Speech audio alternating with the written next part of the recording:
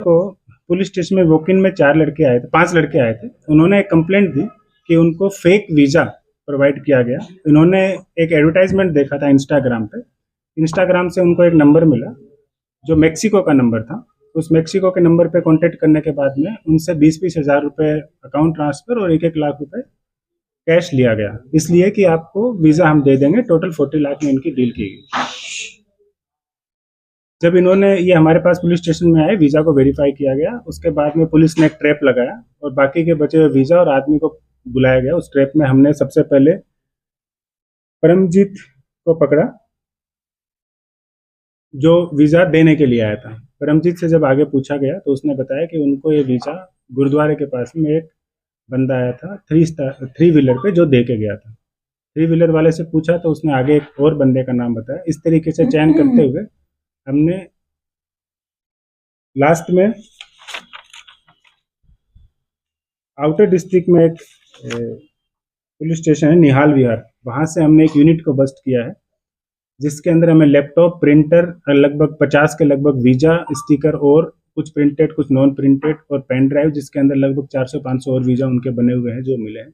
उसके अलावा हमें कई स्टिकर्स भी मिले हैं, कई जिन पे रिफ्लेक्टिव टेप लगती है वो चीज़ें भी उनके पास से मिली हुई हैं और बाकी की भी हम इन्वेस्टिगेशन उसके अंदर कर रहे हैं। लेकिन ये फर्स्ट टाइम है जब हमने एक यूनिट को बस्ट करते हुए, और इसमें कई कंट्रीज़ के वीज़ा जो इन्होंने Colombia, Brazil, UK, Canada, Germany, हर कंट्री के वीज़ा इनके कंप्यूटर के अंदर मिले हैं 400-500 की संख्या में। तो ये लोगों को वीज़ा लगा के डुप्लीकेट तरीके से और आउट ऑफ कंट्री विदेश भेजने का काम करते हैं। इसके अंदर अभी तक 4 लोगों की हमने गिरफ्तारी कर ली है और बाकी के और लोग हमारे अंदर इसके अंदर वांटेड हैं। कितने लोगों को भेज चुके हैं बारे में पता नहीं पाया? अभी इसकी इन्वेस्टिगेशन जारी है और जो पेन ड्राइव और लैपटॉप में इनका वीज़ा मिला है उसके अंदर कम से कम 400 से 500 के लगभग वीज़ा इनके अंदर लैपटॉप में मिले हैं। तो हम कह सकते हैं कि जब हम इसका खुलासा करेंगे तो इसके अंदर और भी कंप्लेंट आ सकती हैं और उनके बेसिस पे भी आगे और भी हम इन्वेस्टिगेशन इसके अंदर कर रहे हैं। अभी तो ये सिर्फ जो हमारे सामने आया है उसी का ही खुलासा है। एवरेज अमाउंट क्या था तिरंगा, कितना पैसे लेते थे? इस पर्टिकुलर इंस्टेंस में तो इन्होंने 5 लोगों से 6 लाख रुपए ले लिए थे और टोटल 40 लाख रुपए की डील की। तो कहाँ जाना था इनको? इनका जर्मनी का वीजा लगा था। सोशल मीडिया का इस्तेमाल करते थे अपने इन टारगेट्स को ढूंढने के लिए? इस पर्टिकुलर इंसिडेंट में इन्होंने इंस्टाग्राम से ही इनको डिटेल मिली थी। इंस्टाग्राम से कांटेक्ट करने पे ये इनके संपर्क में आए। प्रोफाइल क्या है इसका? परमजीत बीबीए है, 25 साल का है। कहाँ से sir? Private university? Khalsa college Punjab से, आनंदपुर से। बाकी के भी जो अक्यूज हैं, जो प्रिंटिंग करता है उसने भी टाइपिंग प्रिंटिंग इनका कोर्स किया हुआ है 2004 के लगभग। उसके बाद उसका खुद का भी एक प्रिंटिंग यूनिट है जिसके अंदर वो अलग अलग तरीके की प्रिंट करता है और ये पर्टिकुलर प्रिंटिंग भी वो स्पेशलाइज्ड करके अपने घर के अंदर निहाल विहार एरिया में कर रहा है। वीजा का क्या मतलब, किस तरीके के वीजाज होते हैं कि आसानी से पकड़ में नहीं आते और लोग विदेश तक पहुंच जाते हैं? कुछ इनको पकड़ने का कुछ तरीका या कुछ इस तरह के बारकोड्स वगैरह नहीं होते हैं? कैसे मतलब नहीं, वीज़ा का ये है कि आप अगर ऑथेंटिक तरीके से वीज़ा लेंगे तो ही सक्सेसफुल होता है।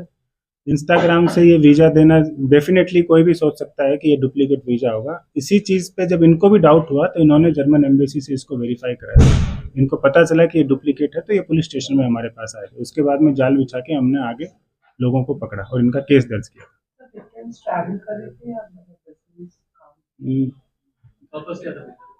ये ट्रेवल वीज़ा ही है सर। अभी तक टूरिज्म ट्रेवल वीज़ा ही। अभी तक की पूछताछ में क्या ये सामने आया कि कितने लोग विदेश पहुंच चुके हैं इस फर्जी वीजा के साथ? क्या कोई पकड़े गए और उनको डिपोर्ट किया हो? इनके ऊपर पुराने केसेस भी हैं जो अक्यूज हमने पकड़े हैं। ऐसा नहीं है कि इनके ऊपर पहला केस है, इसी तरीके के पुराना केस भी इनके ऊपर है। पहले से लोग पहुंचा चुके हैं, इसकी संभावना से हम इनकार नहीं कर सकते हैं कि इन्होंने पहुंचाया है। बाकी जैसा मैंने आपको बताया लगभग 400-500 वीज़ा इनकी पेन ड्राइव और लैपटॉप से मिले हैं। तो उनमें भी हम आगे जांच करेंगे कि जिन को इन्होंने वीज़ा दिया है उनके ऊपर क्या इन्वेस्टिगेशन आगे हो सकता है। चारों के नाम बता दीजिए।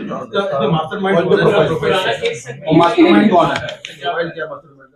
साथ ही ये बताइएगा सर कि क्या सिर्फ मैक्सिको भेज सकते हैं अदर कंट्रीज और कितने टाइम से ये काम कर रहे हैं? मैक्सिको का तो व्हाट्सएप नंबर है, भेजने के वीज़ा तो इनके पास यूके का, कनाडा, जर्मनी, कोलंबिया, इन सब कंट्रीज के हैं। दिल्ली के किसी पासपोर्ट ऑफिस से संपर्क में थे?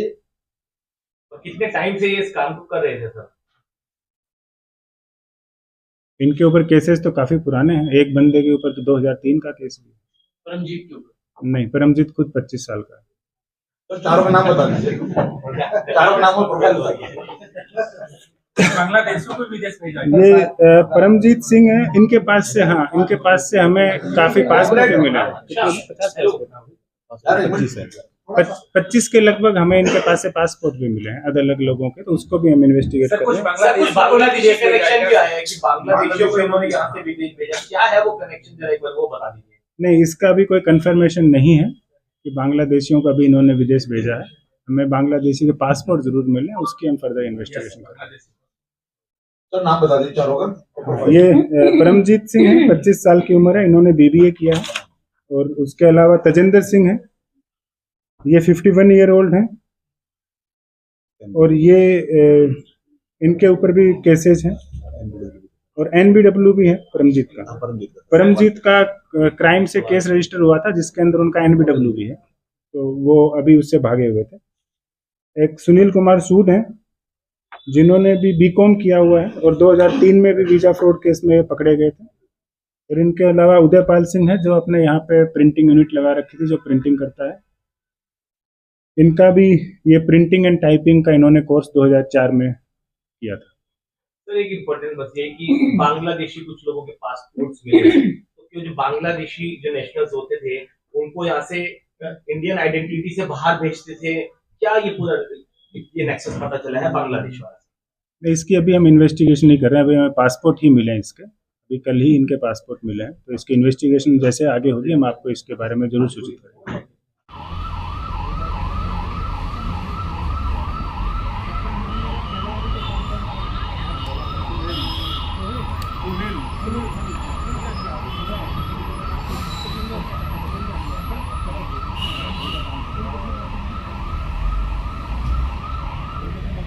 सर करके बोल रहे हैं।